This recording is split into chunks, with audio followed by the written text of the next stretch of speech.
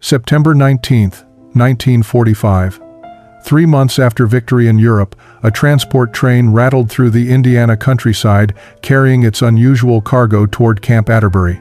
Inside the cramped rail cars, 217 German prisoners of war sat in weary silence, watching America pass by through barred windows. They had crossed an ocean as defeated enemies, expecting the worst kind of treatment that war's victors typically delivered to the vanquished. What they would discover instead would challenge everything they had been taught about their captors, and it would begin with something as simple and unexpected as a slice of apple pie. Among the prisoners was 24-year-old Franz Weber, a former Wehrmacht soldier from a small farming village outside Dresden. He pressed his face against the cool metal bars, studying the endless fields of corn and wheat that stretched toward distant horizons. The abundance was staggering. Back home, every scrap of land had been militarized, every resource extracted for the war effort. Here, crops grew in such plenty that some fields appeared to have been left unharvested, as if the Americans had more food than they knew what to do with. The sight filled him with a confusing mixture of wonder and resentment.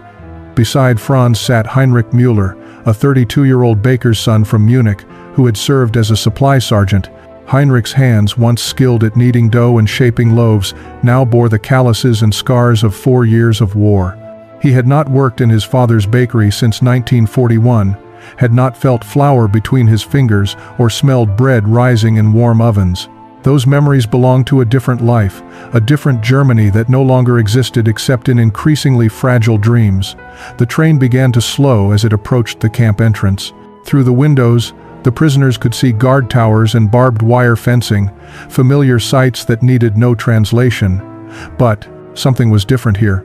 The guards who waited to receive them didn't carry the hard expressions of men preparing to exact revenge. Their faces showed something closer to casual indifference, as if processing enemy prisoners was just another routine assignment rather than an opportunity to settle scores. Franz felt his stomach tighten with hunger and anxiety. They had been fed during the journey across the Atlantic, simple rations that were adequate but uninspiring. The meals had been better than what they had received during the final chaotic months of the war in Europe, but that was a low standard to surpass. Most of them had grown accustomed to hunger, had learned to ignore the constant gnawing emptiness that had become as familiar as breathing. They expected more of the same in captivity. They expected hardship, deprivation, perhaps cruelty. They did not expect what was waiting for them in the mess hall that evening. They certainly did not expect apple pie. The train lurched to a complete stop.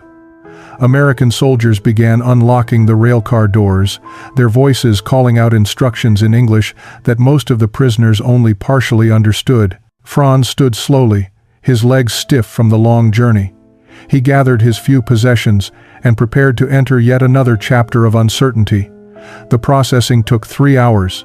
Franz and the other prisoners shuffled through a series of stations where American soldiers checked their identification papers, recorded their information in thick ledgers, and assigned them to barracks. The efficiency was impressive but impersonal, each prisoner becoming just another number in a system designed to handle thousands of enemy captives. Franz received his assignment to Barracks 12, along with a bundle containing 2 sets of work clothes stamped with the letters PW in large white paint across the back. Prisoner of war. As if anyone could forget what they were, Heinrich ended up in the same barracks, along with 18 other men who would become their new community for however long this captivity lasted. The barracks itself surprised Franz with its relative comfort. Each man had his own metal-framed bed with a thin but clean mattress, a footlocker for personal belongings, and enough space to move without constantly bumping into others. The building had working electricity, proper heating vents, and windows that actually opened to let in fresh air. Compared to the overcrowded bunkers and trenches they had endured during the final months of the war, this felt almost luxurious. That realization brought its own complicated emotions. How had they ended up in conditions better than what their own army had provided? As evening approached, a young American corporal appeared at the barracks door. He was perhaps 20 years old, with red hair and freckles that made him look even younger. He spoke slowly in heavily accented German that suggested he had learned the language recently and not particularly well. "Dinner time. Follow me to mess hall. You eat now." His pronunciation was clumsy, his grammar imperfect, but his tone held no hostility. He could have been announcing dinner at a boarding school rather than commanding enemy prisoners. The prisoners filed out of the barracks and followed the corporal across the compound toward a large rectangular building from which light and warmth spilled into the cooling September evening. As they approached, Franz caught a smell that stopped him mid-stride. It was the scent of food, real food, not the thin soups and stale bread that had sustained them for months. The aroma carried notes of roasted meat, fresh vegetables, and something sweet and spiced that he couldn't immediately identify. His stomach responded with an almost painful intensity, reminding him how long it had been since he had eaten a proper meal. Inside the mess hall, long tables were arranged in neat rows, each set with metal trays divided into sections. American soldiers moved along a serving line where other soldiers and civilian workers stood ready to distribute food. The prisoners joined the line hesitantly, unsure of the protocol, waiting for some indication of what they were supposed to do. The corporal demonstrated by picking up a tray and moving through the line, and the prisoners followed his example.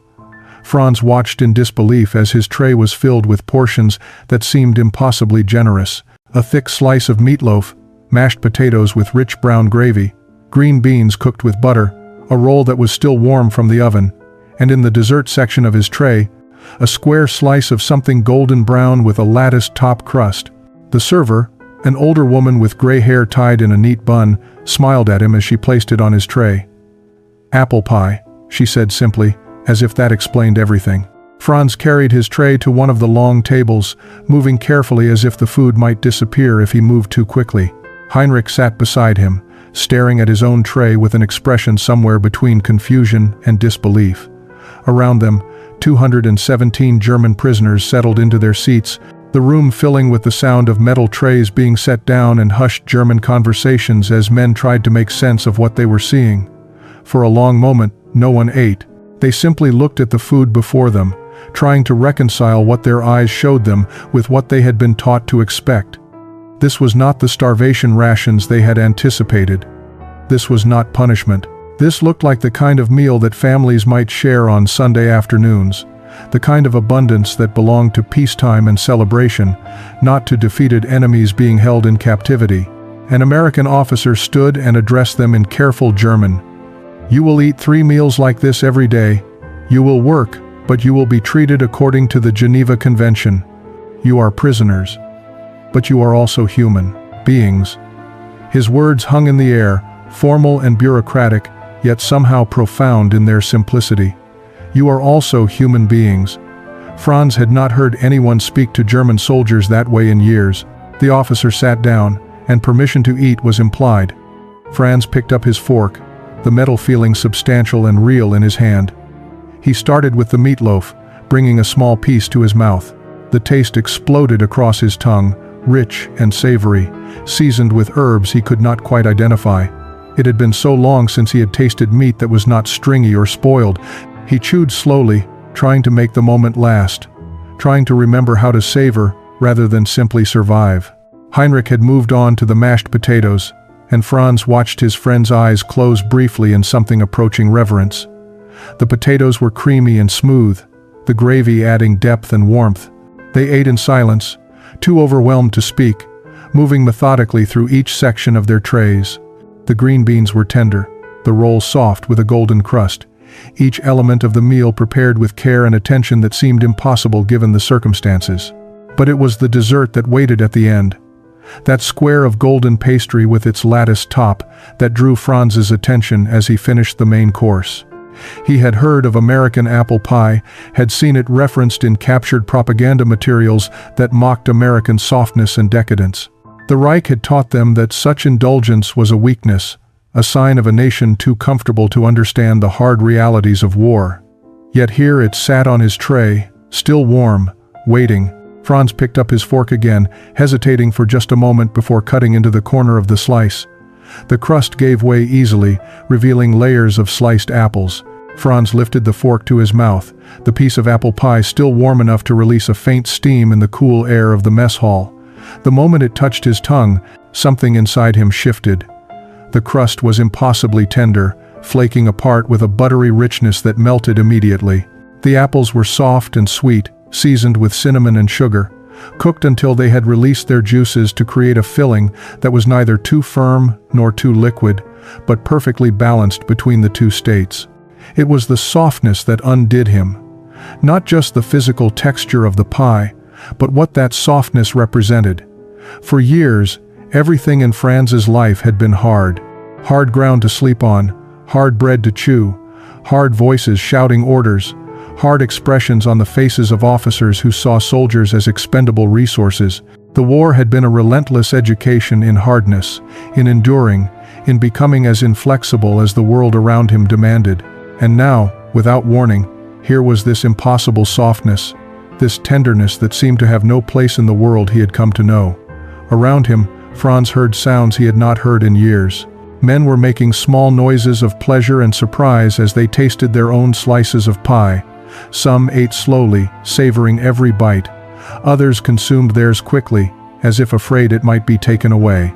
Heinrich had stopped eating entirely, his fork resting on his tray, a piece of pie still uneaten. Tears ran silently down his weathered face, cutting clean lines through the dust and grime that still clung to his skin despite the processing showers. Franz wanted to ask his friend what was wrong, but he already knew the answer.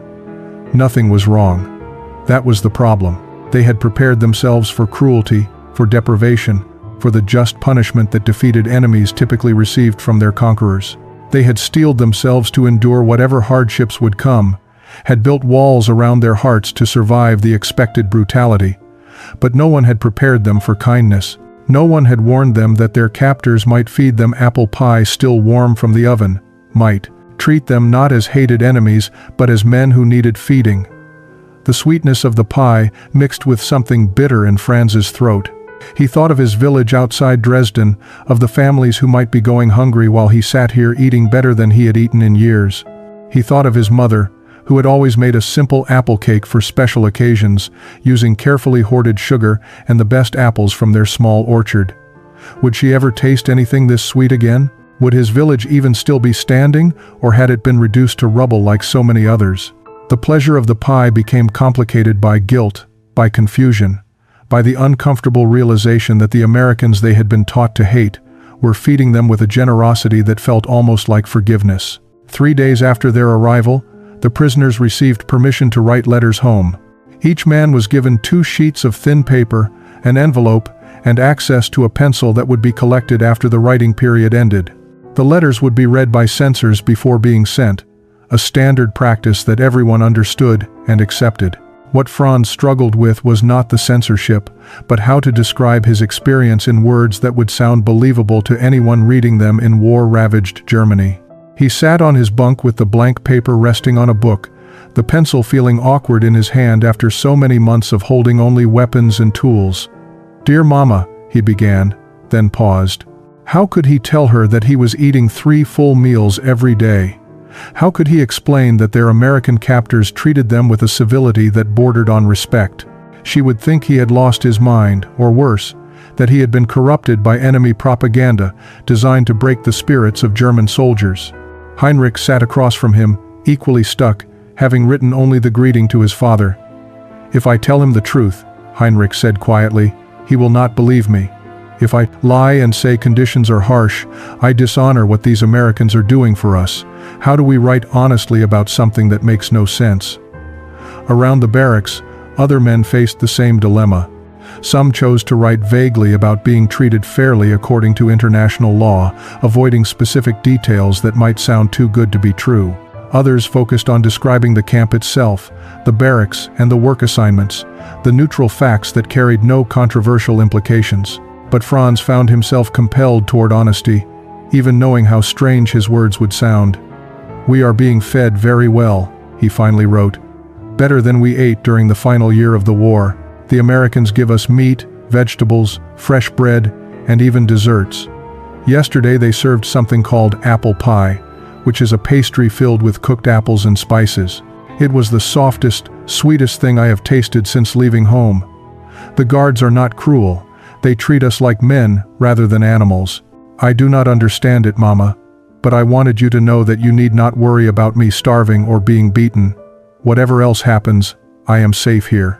He read over his words, knowing they sounded naive, perhaps even treasonous, to anyone still clinging to the Reich's teachings about American barbarism. But they were true, and truth felt important in a way that propaganda never had. He folded the letter carefully, placed it in the envelope, and wrote his mother's address in his careful script, wondering if the house still stood, if she was still alive to receive it. The corporal came to collect their letters, his expression neutral as he gathered the envelopes into a canvas bag. Franz watched his words disappear into that bag, hoping they would somehow bridge the impossible distance between his new reality and his mother's understanding. The work assignments began on the 4th day. Franz and Heinrich were assigned to the camp kitchen detail, along with 12 other prisoners who would help prepare meals for the entire compound. The assignment came as a surprise, especially to Heinrich, whose background as a baker's son had somehow made its way into his service record. The American mess sergeant, a stocky man named Kowalski with Polish ancestry and a permanently flour-dusted apron, seemed genuinely pleased to have someone with baking experience among his workers. Sergeant Kowalski spoke no German, and most of the prisoners spoke limited English, but the language of cooking transcended words. He demonstrated tasks through gestures and example, showing them how to peel potatoes efficiently, how to prepare vegetables for the massive industrial ovens, how to measure ingredients for batches large enough to feed hundreds of men. Heinrich watched everything with an intensity that went beyond simple obedience. He was studying, learning, rediscovering a part of himself that had been dormant for 4 years. On the 2nd day of kitchen duty, Heinrich gathered his courage and approached Sergeant Kowalski during a break. Using a combination of broken English and elaborate hand gestures, he asked about the apple pie. How was it made? What gave it that particular texture, that perfect balance of sweetness and tartness? Kowalski's face lit up with understanding. He disappeared into his small office and returned with a worn recipe card, its edges softened by years of handling, spots of dried batter marking its surface like a map of countless bakings. He could not give Heinrich the card, but he laid it on the prep table and allowed him to copy the recipe onto a scrap of paper. Heinrich wrote carefully, translating the measurements into the metric system he understood, noting every detail. 3 cups of flour, 1 1/2 cups of shortening. Cold water added gradually. The filling required 8 cups of sliced apples, 1 cup of sugar, cinnamon, nutmeg, butter, dotted across the top before sealing. Bake at 375 degrees until the crust turned golden brown. Franz watched this exchange with fascination. Here was a Polish-American sergeant teaching a German prisoner how to recreate the dessert that had moved them all to tears just days earlier. There was something profound in the gesture, something that went beyond mere cooking instruction. Kowalski was sharing not just a recipe, but a piece of American culture, an invitation to understand the country that had defeated them through the simple medium of flour, butter, and apples. Other prisoners gathered around to watch Heinrich copy the recipe, and Kowalski, encouraged by their interest, began pulling out more recipe cards. He showed them how Americans made biscuits, cornbread, chocolate cake, dishes that represented the abundance and variety of American cooking. The kitchen became a classroom where former enemies discovered common ground in their shared appreciation for food prepared with care and skill. Heinrich folded the apple pie recipe carefully and placed it in his pocket, a treasure more valuable than anything else he possessed. Work details outside the camp began in the 3rd week. The harvest season was at its peak, and local farmers needed laborers to bring in their crops before the first frost arrived. Groups of prisoners were transported each morning to nearby farms, accompanied by minimal guards who seemed more concerned with keeping track of everyone than with preventing escape. Where would they escape to, after all? They were thousands of miles from home, in a country whose language most of them barely spoke, eating better in captivity than they would anywhere else. Franz found himself assigned to the Morrison farm, a 160-acre property where corn, soybeans, and apple orchards stretched across gently rolling hills. Thomas Morrison was a man in his late 50s, too old for military service but young enough to work his land with vigor. His 2 sons were serving somewhere in the Pacific Theater, and his wife Eleanor had been managing much of the farm work in their absence. The arrival of German prisoner labor was a necessity born of wartime shortages, not a choice the Morrisons had particularly wanted. The first morning was tense and silent. Franz and 5 other prisoners worked in the apple orchard, filling bushel baskets with ripe fruit, while Thomas Morrison supervised from a distance, his expression unreadable. Eleanor Morrison appeared at mid-morning with a large jug of cold water and metal cups, setting them on the tailgate of a truck without making eye contact with any of the prisoners. The gesture was practical rather than friendly, a farmer ensuring her workers stayed hydrated enough to remain productive. But on the 3rd day, something shifted. The morning had been particularly hot for late September, and the prisoners had worked steadily since dawn, picking apples with practiced efficiency. When Eleanor arrived with the water, she also carried a large basket covered with a checked cloth. She set it beside the water jug and pulled back the cloth to reveal 24 thick slices of apple pie, still slightly warm, the latticed crusts glistening with sugar crystals that caught the morning light. The prisoners stared at the pie, then at Eleanor Morrison, uncertain what this meant or what response was expected. She met their gazes directly for the first time, her face showing neither hostility nor excessive warmth, just a simple human acknowledgement. "You work hard," she said in slow, clear English. "You eat." She gestured toward the pie with a work-roughened hand that bore the calluses of a lifetime of farm labor. One of the prisoners who spoke better English translated her words into German, though the gesture itself had already communicated her meaning clearly enough. Franz took a slice with a quiet, "Thank you," in his halting English. The pie tasted different from the mess hall version. More rustic, the apples cut in thicker slices, the crust made with lard, instead of shortening. It tasted like home baking, like something made in a family kitchen rather than an institutional facility. As he ate, Franz watched Eleanor Morrison's face and saw something there he had not expected to find. Eleanor Morrison did not smile at them, but she also did not look away. Her expression held a complicated mixture of emotions that Franz was beginning to understand. She was a woman whose sons were fighting against men who wore the same uniform Franz had worn. She had every reason to hate them, to see them as the face of her enemy. Yet here she stood, offering them pie made with apples from her own orchard, treating them as workers worthy of decent food, rather than enemies worthy of contempt. As Franz finished his slice, he noticed Thomas Morrison approaching from across the orchard. The older man's face was weathered by sun and wind, creased with lines that spoke of both laughter and worry. He stopped beside his wife and looked at the prisoners eating pie, his expression difficult to read. For a long moment, no one spoke. Then Thomas reached into the basket and took a slice for himself, biting into it with the casual familiarity of a man who had eaten his wife's baking for decades. "My boys loved this pie," he said, speaking to no one in particular. Every fall harvest, Eleanor would make dozens of them. The boys would eat half a pie each if we let them. He paused, chewing slowly. "Now they're somewhere in the Pacific, and I'm here with German prisoners eating what should have been my son's pie." His words carried no anger, just a weary acknowledgement of how strange the world had become. Eleanor placed her hand on her husband's arm, a gesture of support and understanding. Franz felt the weight of the moment, the complicated reality it represented. He was eating pie that belonged to sons who were risking their lives fighting against Germany. He was being fed by people who had every justification for treating him harshly, yet chose kindness instead. The sweetness of the pie turned bittersweet in his mouth, mixed with the complicated flavors of gratitude, guilt, and growing respect. Heinrich, standing beside Franz, spoke up in his careful English. "We hope your sons come home safe. We hope all soldiers come home safe now." The grammar was imperfect, but the sincerity was clear. Thomas Morrison looked at him for a long moment, then nodded slowly, accepting the sentiment for what it was worth. That evening, as the prisoners rode back to camp in the truck bed, Franz found himself thinking not about the war or captivity, but about that moment in the orchard. He remembered how apple pie had tasted before the war, when his mother made her simple apple cake for Christmas or birthdays. He remembered eating it at the kitchen table with his father and younger sister, the warmth of the wood stove, the sound of his mother's laughter. The taste had meant family, safety, home. Now apple pie tasted like something else entirely. It tasted like the possibility of peace, like the strange discovery that former enemies could share food and find common ground in the simple human need to eat and be satisfied. Back at Camp Atterbury, the kitchen had transformed into something more than just a workplace.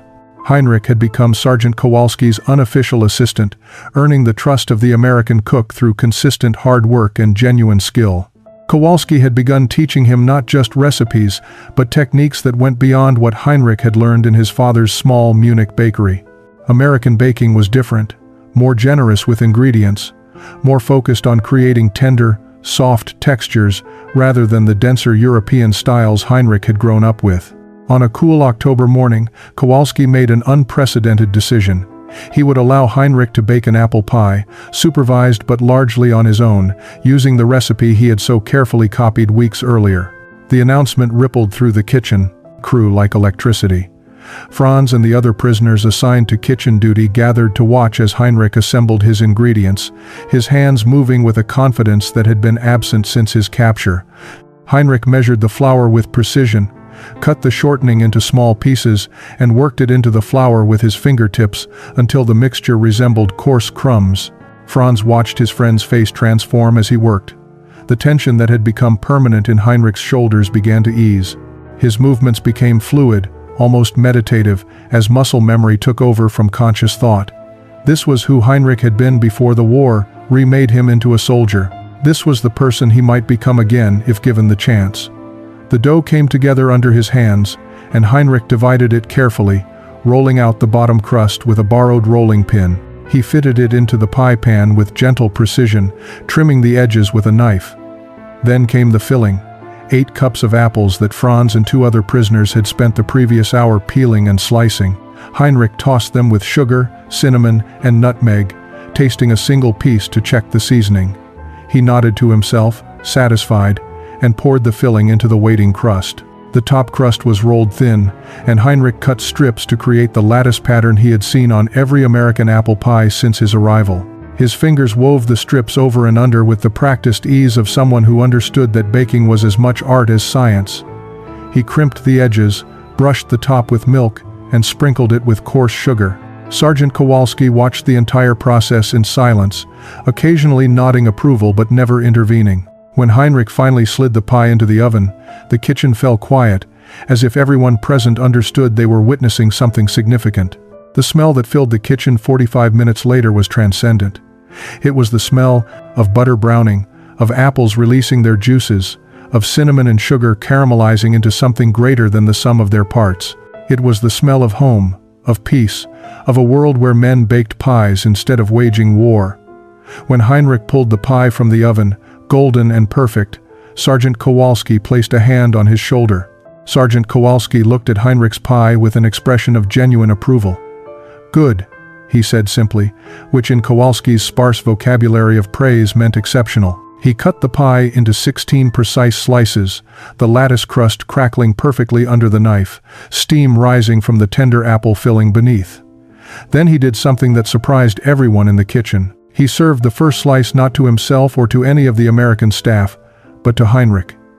Heinrich stared at the plate in his hands, overcome by the symbolism of the gesture. He had created this pie as a prisoner, using his captor's ingredients and equipment, following an American recipe. Yet Sergeant Kowalski was treating him not as a defeated enemy, but as a fellow craftsman worthy of tasting the fruits of his own labor. It was a form of dignity that Heinrich had not experienced since his capture. Perhaps not even during the final chaotic years of the war, when soldiers had been treated as expendable machinery. Franz received the second slice, and the other kitchen workers lined up for their portions. Sergeant Kowalski took his own slice last, a reversal of military hierarchy that spoke volumes about how he viewed his kitchen. In this space, rank mattered less than skill and dedication. Everyone who worked here, regardless of which uniform they wore or which side of the war they had fought on, deserved to share in what they created together. The pie tasted exactly as Franz remembered from that first overwhelming evening in the mess hall, perhaps even better because he now understood the care and craft that went into its creation. Each element was perfect. The flaky crust that shattered at the touch of a fork, the tender apples that held their shape while releasing sweet juices, the careful balance of spices that enhanced, rather than overwhelmed, the natural flavor of the fruit. But more than the taste, Franz was struck by what the moment represented. In a world that had spent 6 years teaching men to destroy, here was an act of creation. In a war that had reduced human beings to categories of enemy and ally, here was a moment of shared humanity. The American sergeant and the German prisoners stood together in a kitchen, eating pie, and for those few minutes, the war felt very far away. They were simply men who appreciated good food and the skill required to make it. Sergeant Kowalski finished his slice and wiped his mouth with the back of his hand. "Tomorrow," he said to Heinrich, gesturing broadly at the kitchen, "you teach them German baking, fair trade." His broken grammar and simple words contained a profound offer. He wanted to learn from Heinrich just as Heinrich had learned from him. The kitchen had become neutral ground where knowledge flowed in both directions, where former enemies could teach each other and both emerge richer for the exchange. Heinrich nodded, unable to speak around the emotion that threatened to overwhelm him. In this kitchen, baking apple pie, he had found something he thought the war had taken from him forever. That night in the barracks, Franz lay awake long after lights out, staring at the dark ceiling and thinking about apple pie. It seemed absurd that a dessert could carry such weight, could contain such complicated meaning. But the pie had become a symbol of everything that confused and challenged him about his captivity in America. He had been taught that Americans were weak, decadent, corrupted by easy living and material excess. The pie should have been evidence of that weakness, proof that a nation obsessed with comfort and pleasure could never match the hard discipline of German military culture. Yet everything Franz had experienced suggested the opposite. The Americans had won the war. Their soft apple pie had somehow triumphed over German hardness and sacrifice. The country that fed its prisoners 3 generous meals a day had defeated the country that had asked its soldiers to endure starvation and deprivation. The army that treated captured enemies with dignity and respect had overcome the army that had taught its men that mercy was weakness. Nothing made sense anymore. In the bunk below him, Heinrich was also awake. Franz could tell by the quality of his breathing, the occasional small movements that indicated thought rather than sleep. "Are you thinking about the pie?" Franz whispered into the darkness. A soft laugh came from below. "Always the pie. How can I think about anything else? Today I baked again. Today I remembered who I was before the war turned me into something different." Other voices joined the conversation, men who had been lying awake with similar thoughts. "My wife used to make apple strudel," someone said from across the room. "Not the same as American pie, but similar. Sweet apples, pastry, cinnamon. I wonder if she still bakes, if she even has sugar and flour to work with." The question hung in the dark air, unanswerable and painful.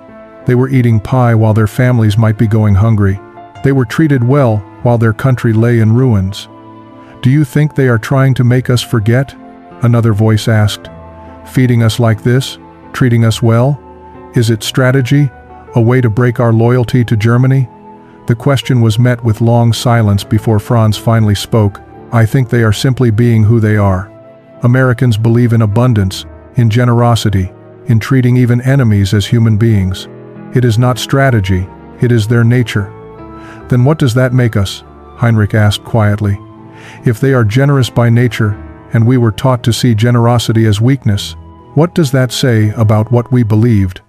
About what we fought for?" No one had an answer. The questions were too large, too threatening to everything they had once accepted as truth. They lay in the darkness, each man wrestling with doubts that apple pie had somehow planted in their minds. Softness had defeated hardness, kindness had overcome cruelty. The world was not as they had been taught.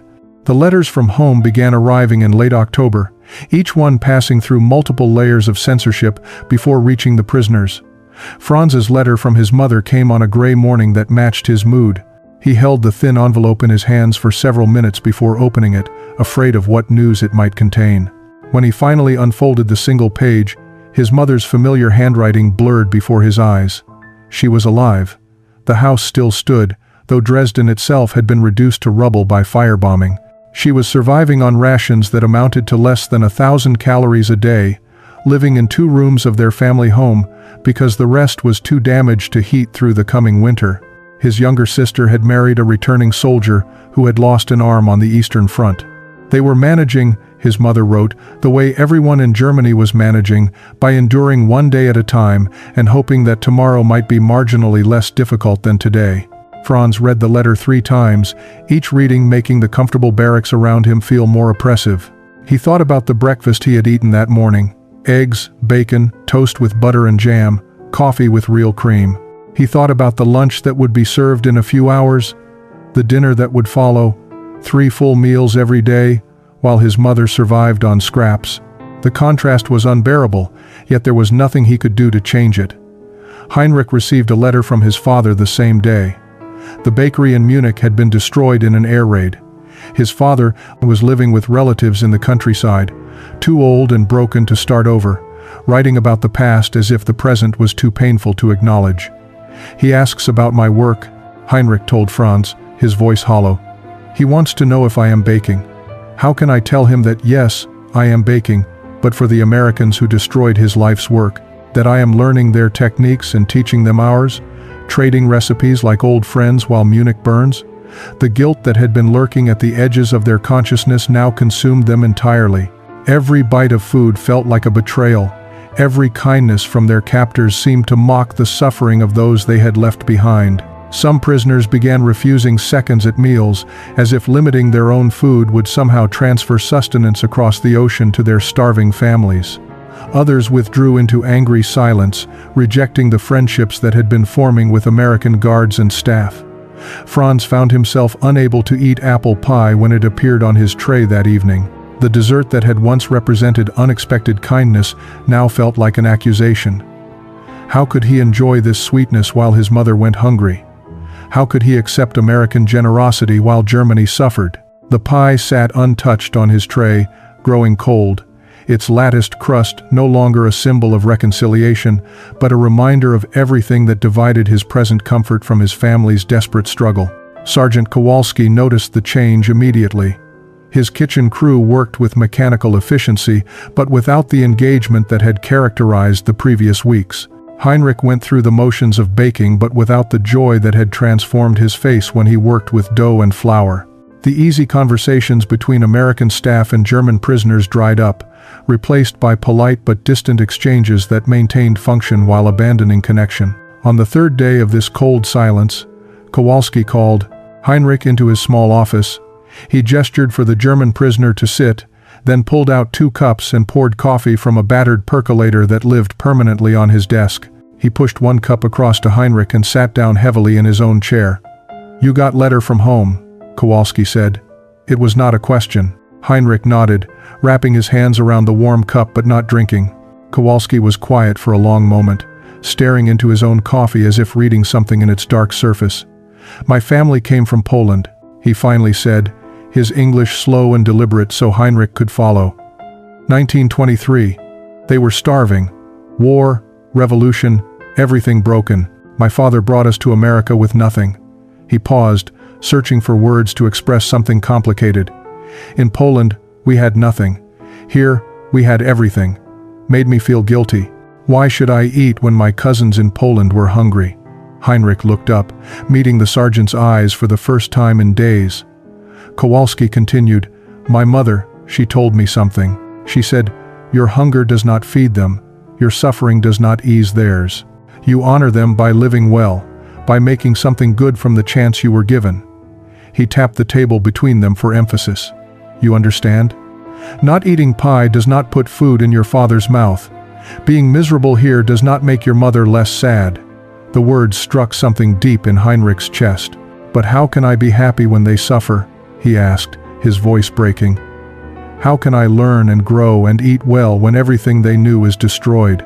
Kowalski leaned forward, his weathered face serious but not unkind. "By becoming better man. By learning, growing. So when you go home, you bring something valuable back.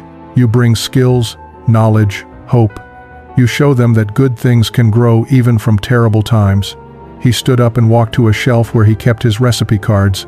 He pulled down the entire box and set it on the desk between them. "Every recipe here, someone taught me. My mother, my grandmother, other cooks I worked with. Everyone is gift. Something passed from person to person. When you learn to bake American pie, when I learned to make German bread, we create something that survives war. We build bridges." He pushed the box toward Heinrich. "War destroys. We create. That is how we honor the people we love. Heinrich returned to the barracks that evening carrying something more than just Kowalski's words. He carried a shift in understanding, a different way of seeing their situation that he needed to share with the others. He found Franz sitting on his bunk, staring at another letter from home, his face drawn with the same guilt that had been consuming them all.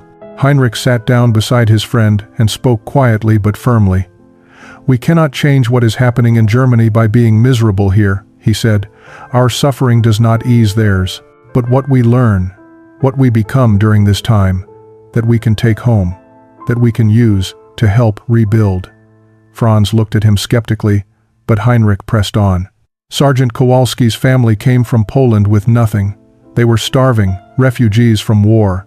But they did not waste their chance in America by drowning in guilt. They learned, they worked, they built new lives. That is what we must do. The conversation spread through the barracks as others gathered to listen. Some resisted the idea, clinging to their guilt as if suffering was the only appropriate response to their family's hardship. But others began to see the logic in Heinrich's words. They were prisoners, yes, but they were also students in an unexpected school. They were learning about a different way of organizing society, a different approach to treating people, a different philosophy about abundance versus scarcity. Over the following weeks, a new energy emerged in the camp. The prisoners began to see their time in America not as a betrayal of their homeland, but as an opportunity to gather knowledge that might help Germany rebuild. They asked more questions of their American guards and co-workers. They studied English with renewed focus. They paid attention to how things were organized, how problems were solved, how people from different backgrounds managed to work together despite their differences. Franz returned to the Morrison farm with different eyes. He watched how Thomas and Eleanor managed their land, how they maintained equipment, how they planned for future seasons, even while dealing with present challenges. He asked questions about crop rotation, soil management, the economics of small family farms. Thomas, initially surprised by this sudden interest, began teaching Franz the same way he would teach his own sons, sharing not just techniques but the philosophy behind sustainable farming. Eleanor continued baking pies for the workers, and Franz no longer refused them. He ate slowly, paying attention to every detail, trying to understand what made American baking different from German traditions. He asked Eleanor about her recipes, her methods, and she answered patiently, sometimes inviting him into her kitchen to watch the process from start to finish. The sweetness of her pies no longer felt like betrayal. It tasted like education, like a gift of knowledge that he might someday carry home. In the camp kitchen, Heinrich had become Sergeant Kowalski's true partner rather than just his assistant. They created new recipes together, blending American and German techniques, discovering that the best results often came from combining different traditions rather than treating them as opposites. Winter arrived in Indiana with snow that reminded the German prisoners of home, though the cold was less bitter than what they had endured on the Eastern Front. Christmas approached, and with it came a question that weighed heavily on everyone's mind. When would repatriation begin? The war in Europe had been over for 7 months. The war in the Pacific had ended in August. Surely it was time for prisoners to return home and begin the difficult work of rebuilding their shattered country. The announcement came in early January of 1946.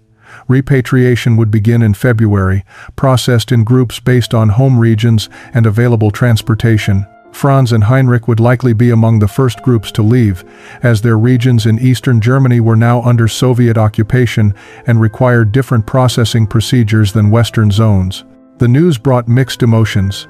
They longed to see their families, to discover who had survived and what remained of their homes. But they also felt unexpected reluctance to leave this place that had taught them so much. On Heinrich's last day in the kitchen, Sergeant Kowalski presented him with a gift that left the German baker speechless.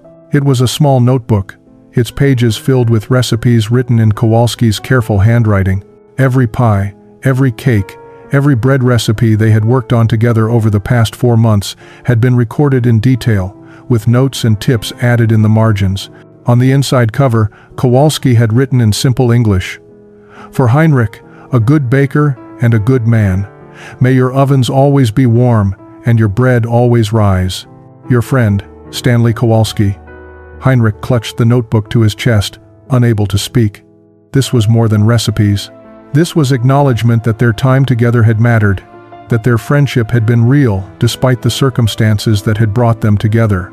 Franz, standing nearby, saw tears stream down his friend's face as Heinrich finally managed to thank the sergeant in halting English.